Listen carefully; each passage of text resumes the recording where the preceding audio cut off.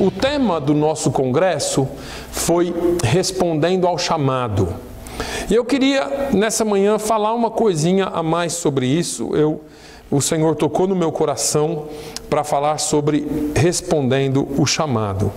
Em Mateus, no capítulo 9, no versículo 9, nós todos conhecemos muito bem o chamado de Levi, que é Mateus. Ele mesmo escreve sobre o chamado dele. Ele foi um dos discípulos, mas a Bíblia diz assim: e Jesus, passando adiante dali, viu assentado na alfândega um homem chamado Mateus e disse-lhe: segue-me. E ele, levantando-se, o seguiu. Só isso que eu quero falar nessa manhã, porque depois ele começa falando de como Jesus foi, a casa dele, tudo, mas eu queria falar só do chamado. É interessante que a Bíblia diz que Jesus disse, muitos são chamados, porém poucos são os escolhidos. Essa diferença entre ser chamado e ser escolhido se encaixa na nossa, ou é definida pela nossa fidelidade a Deus, ou fidelidade ao chamado. Quando Deus nos chama, se existe uma resposta positiva da nossa parte, e é claro que depois desse chamado vem as fases do chamado, como nós vamos ser moldados para esse chamado, porque quando Deus nos chama, ninguém está pronto. Quando nós respondemos ao chamado, não estamos prontos para Ele, porque Deus não chama só os capacitados, mas Ele capacita aqueles que Ele chama, e essa capacitação tem um trabalho, tem esforço próprio, tem a obra de Deus, tem a resposta do ser humano. Então, dentro desse chamado existem várias fases, mas eu quero só meditar um pouquinho sobre essa palavra que nós lemos hoje, porque a tua fidelidade com relação ao chamado é que vai determinar se você vai ser só chamado ou se você será escolhido para essa obra. A Bíblia diz que passando Jesus, o próprio Mateus diz assim, passando adiante dali, Jesus passava, Jesus não parou, Jesus não fez um convite, talvez formal para Mateus, Jesus não usou uma mensagem de Facebook ou qualquer coisa, não, você tem que ser convidado. Eu tive um caso aí esses dias de alguém que disse, eu não fui porque eu não fui convidado. E todos nós somos chamados, todos nós somos convidados, e quando se trata de um evento da igreja, você não precisa de um convite especial. Mas Jesus não deu ali, não fez nenhum convite especial ou formal a Mateus. Quando eu leio essa passagem, eu entendo que isso fala de oportunidade. Jesus estava passando. Ele estava passando e a Bíblia diz que ele passou, olhou para Levi e disse, segue-me. A Bíblia fala de uma oportunidade talvez única na nossa vida. É claro que a gente prega e a gente aprende que Deus é Deus da segunda chance, que Deus é Deus de segundas oportunidades, de terceiras oportunidades, e isso eu acredito também. Mas às vezes Mateus estava ali, talvez ele não teria uma outra oportunidade, e isso eu creio que a Bíblia nos mostra muito bem. Quando Elias entra em depressão, vai para debaixo de uma árvore lá no meio do deserto, deita lá e fala, Senhor, eu não sou melhor do que meus pais, olha o que está acontecendo comigo, eu fiz o que o Senhor mandou, a Jezabel se levantou contra mim, falou que vai me matar, Senhor, eu não quero, me dê a morte, eu quero morrer. Aí o anjo vai lá, toca Elias, fala, Elias, come esse pão, bebe essa água. Elias come, bebe, dorme. O anjo toca de novo, Elias, come o pão, bebe a água, Elias. E aí, quando Elias se levanta, Deus dá uma ordem para ele. Está lá em 1 Reis, no capítulo de número 19, e nos versículos anteriores, você vai ver quando Deus toca em Elias, ou fala com Elias, fala, Elias, você vai em tal lugar, vai ungir um rei, você vai em tal lugar, vai fazer isso, você vai ungir Eliseu, profeta, em seu lugar. Elias sai dali e vai passando por Eliseu. A Bíblia diz que Eliseu estava trabalhando. Deus não chama desocupado. Deus não chama desocupado. Pegue na Bíblia todas as referências dos chamados e você vai ver que as pessoas chamadas estavam ocupadas, trabalhando. Então trabalhar não é ruim. Deus nos fez para trabalhar. Esse povo que quer viver dentro de igreja 24 horas por dia, dizendo assim, não, eu estou aqui esperando porque Deus vai me chamar para uma obra, eu estou aqui, vive dentro de igreja, abandona, negligencia a família, negligencia os filhos, negligencia a esposa, negligencia o trabalho, e quer viver só daquilo. Deus nos chama para trabalhar. Eliseu estava trabalhando, e pesado, irmãos. Elias passa, joga a capa sobre ele. Aquilo era uma tradição de que quando alguém passasse e jogasse a capa, estava convidando para ser discípulo. A tradição era exatamente assim. Elias joga a capa, ele era conhecido, era o profeta Elias. Eliseu recebe o chamado e diz, Elias, eu vou.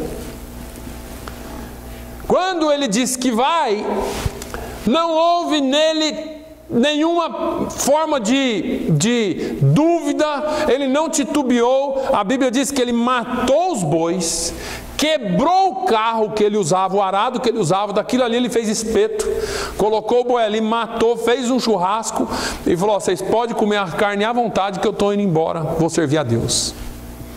Por que ele fez isso?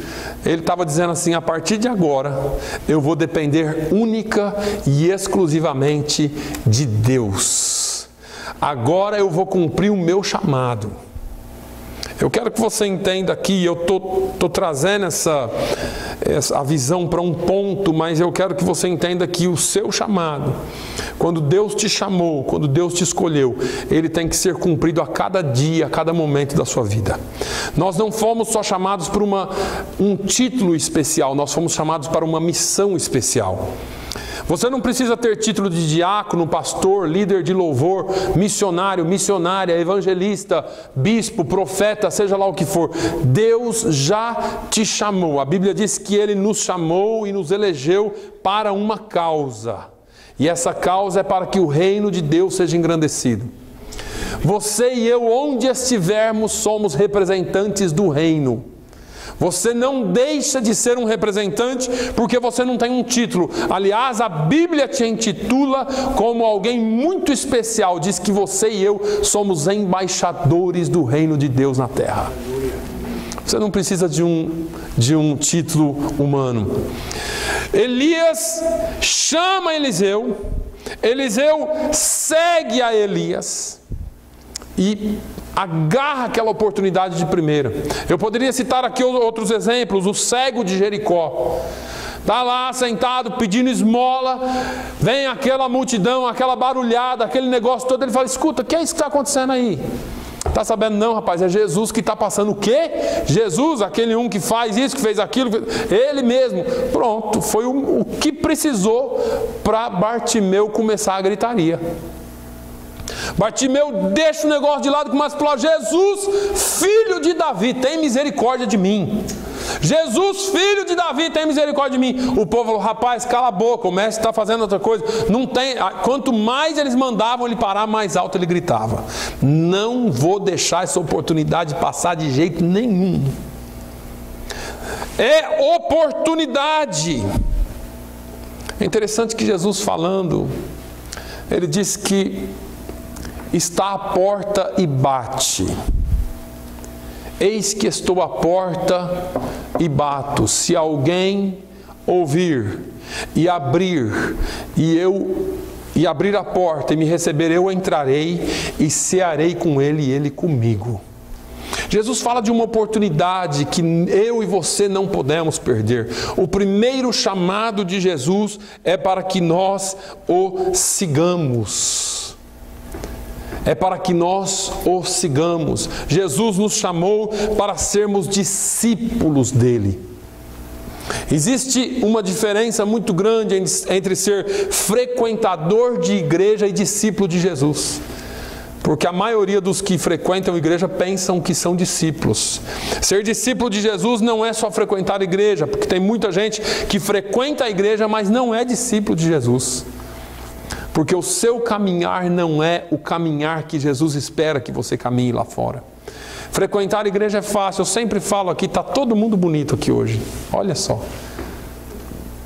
É o terninho bem arrumadinho, a roupinha bem passadinha, tudo bem arrumadinho. Agora, eu sempre falo, Jesus ele olha. Primeiro que ele olha o conjunto, mas ele não olha só o ajuntamento, ele olha o indivíduo. E para Jesus não importa como você está vestido, se você está bem penteado, se você está bem arrumado, Jesus olha você nu. Jesus olha você de dentro para fora, não de fora para dentro. A minha aparência não impressiona Jesus, o que impressiona Jesus é o meu coração, o meu ser interior.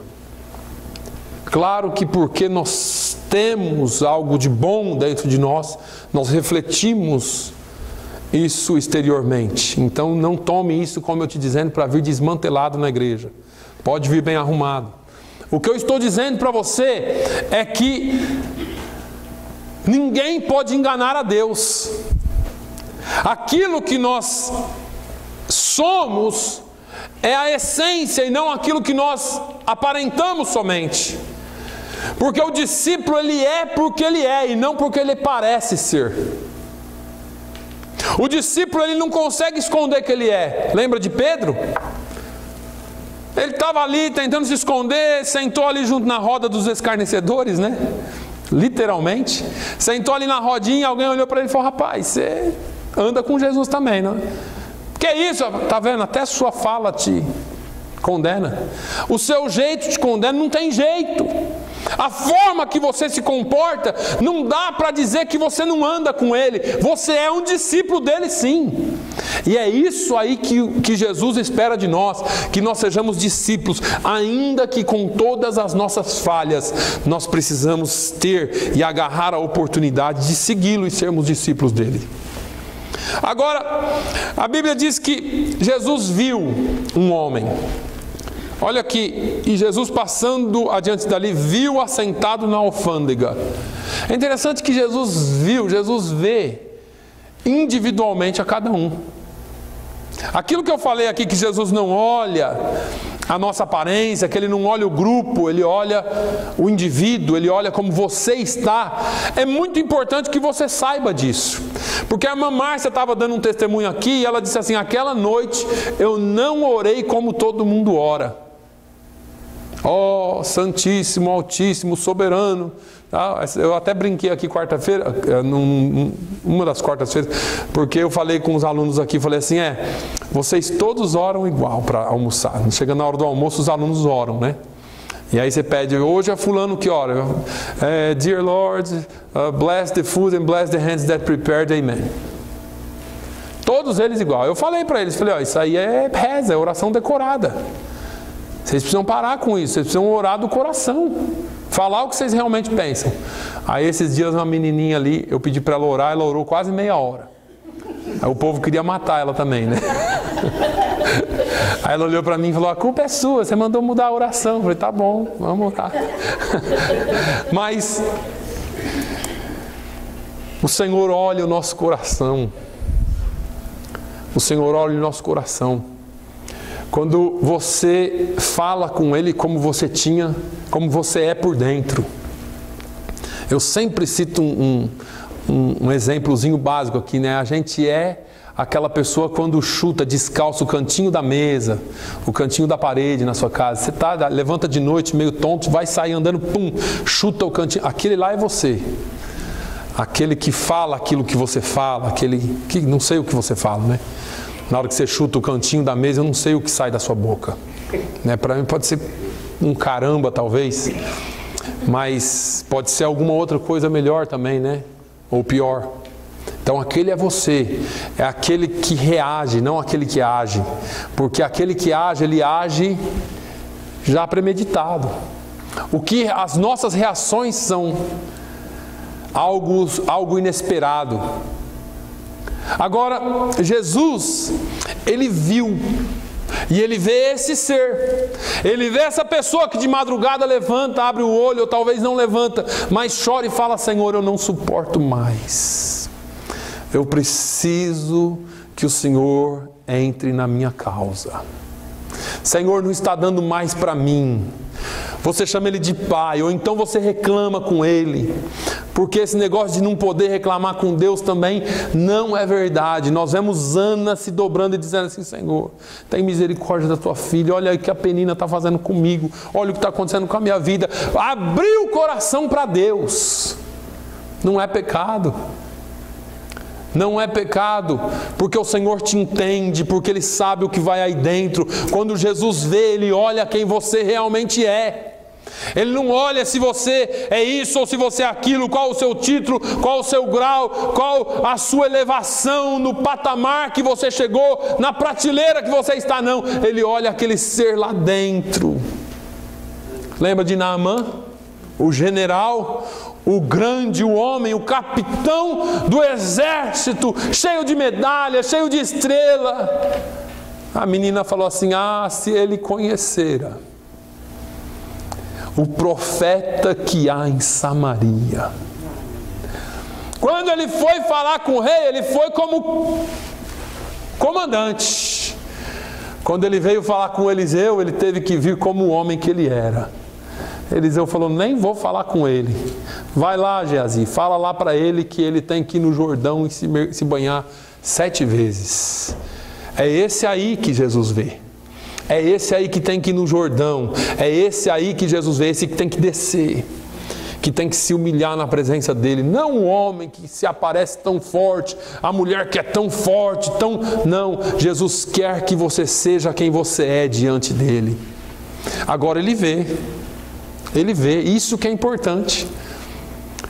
Isaías 49 diz assim: olha, poderia a mãe que amamenta se esquecer do seu filho? A resposta a gente sabe: não. Mas ainda que ela viesse a se esquecer dele, eu, no entanto, não me esquecerei de ti. Essa é a palavra do Senhor. Ele vê você como você é. Eu falei alguns dias atrás aqui sobre Natanael. O discípulo de Jesus chega em Natanael e fala assim: vem aqui ver, vem aqui, ó, deixa eu te falar, o Messias está no nosso meio. Rapaz, para. De onde ele é mesmo? De Nazaré. Poderia vir alguma coisa boa de Nazaré? Não, vem então e dá uma olhada aqui comigo, você vai ver quem ele é. E aí vai lá Natanael andando. Quando Natanael vem chegando, Jesus fala: aí está um verdadeiro israelita, não há dolo no coração dele. O cabra foi sincero, irmãos. Pense num homem sincero. Era o tal do Natanael. Ah, você está falando que eu sou bom, rapaz? Você nem me conhece, Jesus. Você é que não sabe. Mas antes que alguém te falasse de mim, eu te vi lá debaixo da figueira. Quebrou o homem. Quebrou. A história diz, a tradição diz que Natanael tinha mais ou menos a idade de Jesus. Quando Jesus nasceu, houve ordem do rei para que todas as crianças fossem mortas. A mãe de Natanael pega Natanael e esconde até quando pôde. Quando os soldados vieram e alguém avisou: olha, os soldados estão chegando aí, vão matar todas as crianças. Ela correu com o menino, colocou ele debaixo da figueira, cobriu com folhas secas e deixou ele lá. Os guardas vieram, olharam: tem criança aqui? Não, não tem criança aqui. E foram embora. E o Natanael foi salvo. Muitos anos depois, a mãe contou essa história para ele. Ele sabia que ele tinha sido salvo por um milagre. E ninguém ficou sabendo dessa história, só ele sabia. Ninguém sabia. Quando ele veio ter com Jesus, Jesus revela para ele, fala assim: olha, eu te vi quando ninguém te viu. Eu te guardei quando ninguém te guardou. Eu te sustentei com vida para esse dia, para que você cumprisse o seu chamado. Irmãos, Ele nos vê. Ele nos vê. Para Jeremias ele diz assim: olha, Jeremias, eu te vi e te chamei no ventre da tua mãe. Não diga que você é uma criança, Jeremias. Eu te chamei, eu te conheci.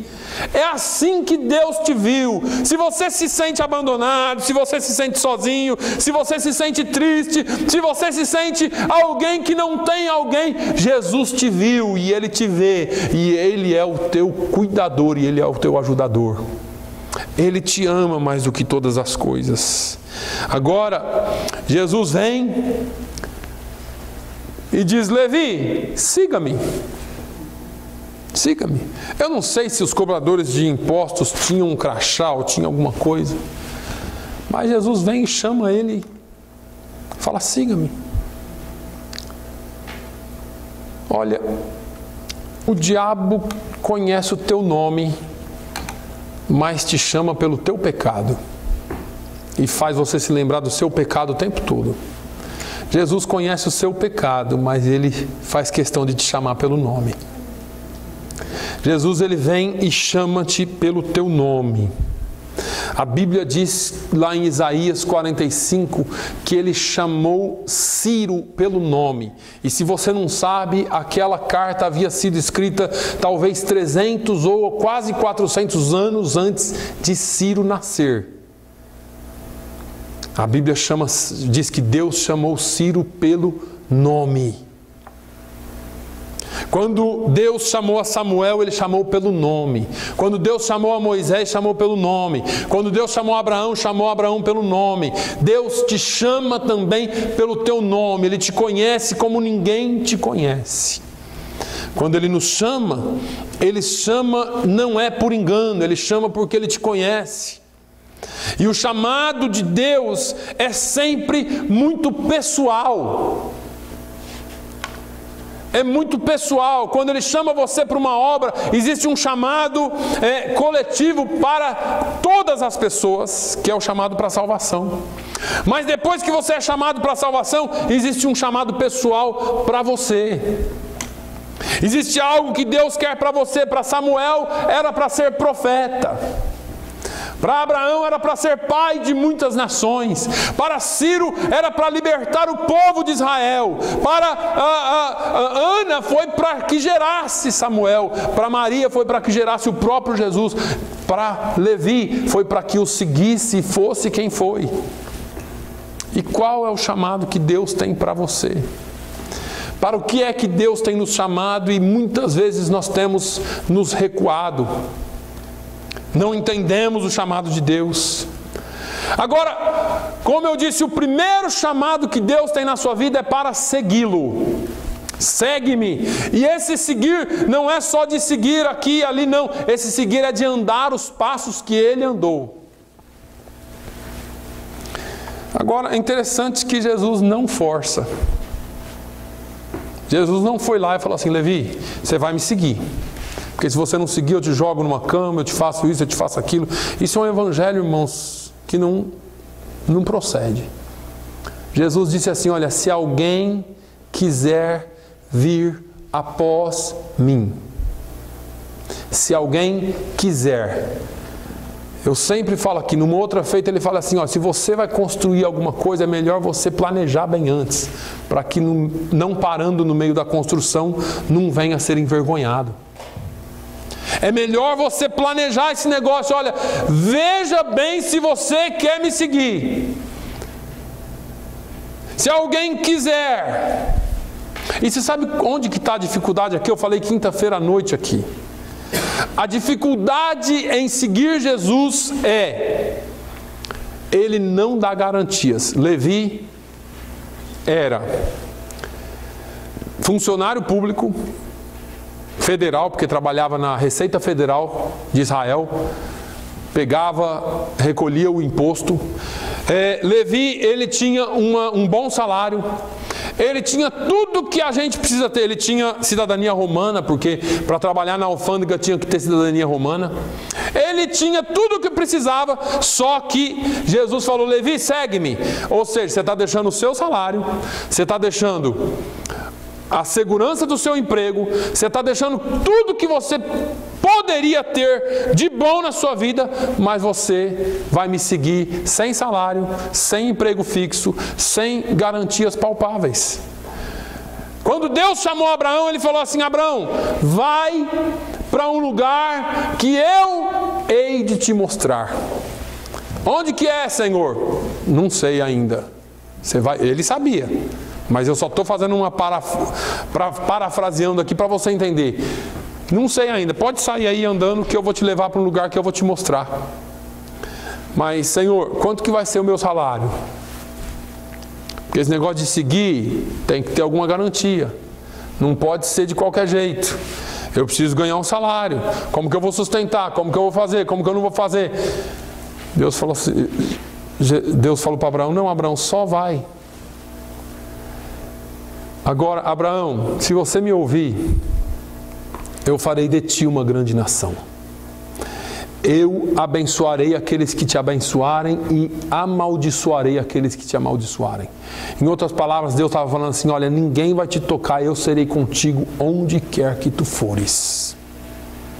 Levi, segue-me.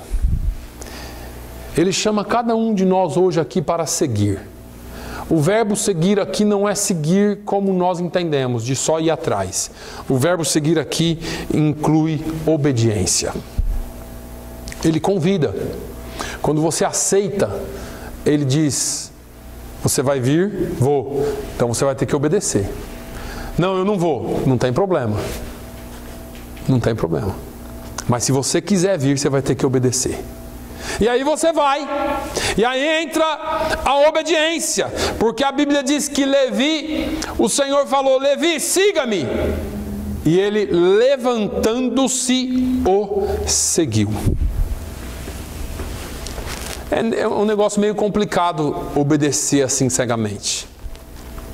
Mas se você obedecer, tem recompensa para você. Se você obedecer, existe algo de bom para você. Quando Elias passou por Eliseu, jogou a capa e Eliseu fez tudo aquilo e saiu e seguiu, Eliseu entrou no processo. E o processo aí é prova, prova, prova. É interessante que o evangelho que nós ouvimos hoje é assim: olha, vem para Jesus. Eu sempre falo aqui, né? É o evangelho atual. Vem para Jesus e seus problemas acabaram, né? Seus problemas acabaram de começar. Porque quando você vem para Jesus, as coisas se complicam, porque seguir Jesus, você está saindo fora dos parâmetros do mundo. Então o sistema do mundo, aquilo que o sistema ensina, já não mais pode te influenciar. Agora você vai seguir o que Jesus ensina na sua palavra. O evangelho de hoje diz que não, que nós temos que estar muito bem com o mundo, muito bem com Jesus, muito bem. E é meio complicado, porque Jesus falou assim: olha, o mundo me odiou e eu vou falar para vocês, eles vão odiar vocês também. Jesus era tão bom, né?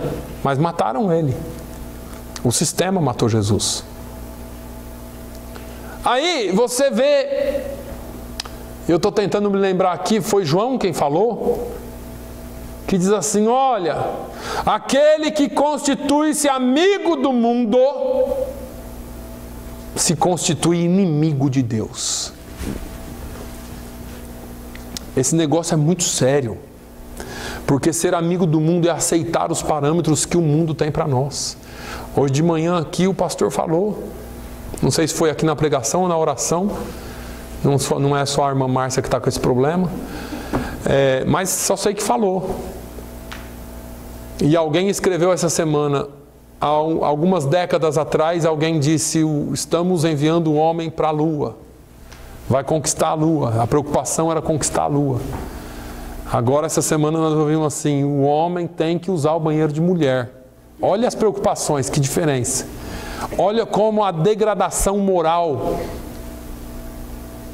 está terrível. É você não ser conivente com essas coisas. é você continuar mantendo seus padrões bíblicos. É você seguir em obediência. Ah, pastor, mas aí todo mundo vai ficar contra mim. Hoje os pais não vêem mais problema nisso, né? Até a primeira menina ser estuprada dentro de um banheiro de escola. Aí vocês vão ver o rebuliço que isso vai dar. Porque isso aí é um bem-vindo aos aproveitadores. É a exceção se tornando a regra. Eu não sou, irmãos, eu já falei, os irmãos conhecem a minha ideia aqui, a minha cabeça. A Bíblia fala uma coisa, eu sou a favor da Bíblia, eu, no entanto, não sou caçador de nada. E eu sei conviver e aceitar as diferenças de qualquer um. Agora, se você é diferente, se você tem 3 olhos em vez de 2, me desculpe, mas o diferente é você. Nem por isso você vai ser colocado de lado. Te aceitaremos com 3 olhos. No entanto, não exija que os outros bilhões de população façam o implante do 3º olho. Vocês entenderam o que eu estou falando? Porque a exceção não pode ser a regra. Você quer ter seu estilo de vida homossexual? Tenha. O corpo é seu, faça o que você quiser. A regra é, Jesus disse, deixará o homem, o seu pai e a sua mãe, e se juntará à sua esposa, porque Deus os fez macho e fêmea. Macho e fêmea os formou. É o que a Bíblia diz. Eu nunca vi nascendo alguém. Agora já, né? Porque, infelizmente, vão mexendo tanto na genética que acontecem as barbaridades. Mas Deus fez homem e mulher. Existe doença? Existe. Desbalanço hormonal? Existe. Existem coisas por trás, espirituais? Existem. Nós temos que amar a todos, mas não aceitar regra. Agora, o que mais me impressiona é ver os pais mandando os filhos para a boca do lobo e tá tudo bem. Tá tudo bem. Irmão, seguir a Jesus é seguir em obediência, é seguir em princípio. É você manter os princípios bíblicos. É você amar independente de qualquer coisa. Jesus amou, Jesus nunca fez distinção entre preto, branco, azul, amarelo, rico, pobre. Não. Jesus amou a todos. E eu tenho certeza que naquela época já tinha também essa raça. Jesus amou a todos, porque Ele veio para todos, Ele veio para salvar a todos. Como o andar com Jesus é diferente. Você pode ser do jeito que você for. Paulo diz, se alguém está em Cristo, ou seja, do momento que você aceitou a Cristo, ou seguir a Cristo, você é nova criatura, as coisas antigas se passaram e tudo se fez novo. E eu vou deixar para você pensar se na sua vida tudo se fez novo, se você tem se esforçado, se você tem buscado em Deus, se você tem seguido a palavra de Deus para que tudo seja novo na sua vida. Pastor, eu ainda tenho minhas falhas, eu também. Todos nós temos. Nós vamos em Jesus, andando a cada dia, respondendo o nosso chamado, aprendendo a cada dia e sendo transformado a cada dia para um dia estarmos com Ele. Amém? Porque se você não responder esse chamado, você está perdendo a oportunidade da sua vida. Se você responder esse chamado e disser sim, tem que ser em obediência. Você não pode, e eu vou fazer uma para terminar aqui. Você trabalha na empresa, a irmã Márcia lá no hospital, e aí a irmã Márcia resolve que a partir de amanhã ela vai entrar às 10h30 da manhã, vai dormir um pouco mais. Mas a chefe dela não está sabendo disso aí, mas ela resolveu. Certo, irmão? Dá certinho, né, irmã Márcia? Não vai acontecer nada, né? Se no nosso serviço a gente deve obrigação, por que não na nossa vida espiritual? Eu resolvo que amanhã eu não vou vir dar aula. Tá tudo bem. Eu acho que eu não vou dar mais aula. Porque não é do jeito que eu quero. Agora, na nossa vida, nós somos donos dela no que diz respeito à nossa vida espiritual. Ah, não, aquilo ali é ignorância. Essa parte da Bíblia aqui eu não acredito, não. Então rasgue toda ela e joga fora. Porque a Bíblia, o livro de Apocalipse diz que se você tirar ou pôr qualquer coisa dessa palavra, você não é digno do reino dos céus. Você está condenado. Então não tire nem põe. Ela tem que ser completa. Ah, pastor, mas foram os homens e os homens já fizeram. Não, a palavra original está escrita e nós temos acesso a ela. Com pequenas variações de linguagem você vai ter diferenças de traduções. Mas a palavra original nós temos acesso. Ah, mas o homem... Olha aqui. Você acredita no jornal, no jornal Nacional, seja a mentira que for, que a mídia estiver te contando, você acredita. Por que você não pode acreditar na Bíblia? Ah, foi o homem que escreveu. Foi sim, inspirado por Deus. A Bíblia durou 1500 anos para ser escrita em diferentes épocas e por diferentes pessoas, e ela todinha se encaixa. Você acha que isso tudo aqui é coincidência? O que eles falam para você na CNN é verdadeiro. Você acredita tudo. Então, a Bíblia é uma questão de fé. É você conhecer o Senhor e deixar que Ele trabalhe na sua vida. Amém? Vamos orar. Senhor, eu quero te agradecer, eu quero te honrar nesta manhã pelo teu amor, pela tua graça, pela tua palavra. A tua palavra nos ensina, ela é justa, ela é eficaz. Ela mesmo diz que ela é mais penetrante e cortante do que espada alguma de 2 gumes, que penetra na divisão da alma e do espírito, das juntas e medulas, e ela é apta para discernir as intenções do coração. Senhor, o Senhor conhece os nossos corações e a Tua palavra vem de acordo com a nossa necessidade. Eu te peço, ó Deus, que o Senhor continue falando conosco e nos ensinando. E que nós sejamos obedientes ao chamado que o Senhor tem para nós. Dê-nos uma semana abençoada na Tua presença. E que o Teu nome seja glorificado em nossas vidas, no nome de Jesus. Amém. Amém. Que o amor de Deus, a graça do nosso Senhor e Salvador Jesus Cristo, a comunhão e a consolação do Espírito Santo seja sobre todo o povo de Deus, hoje e sempre, e todos digam amém.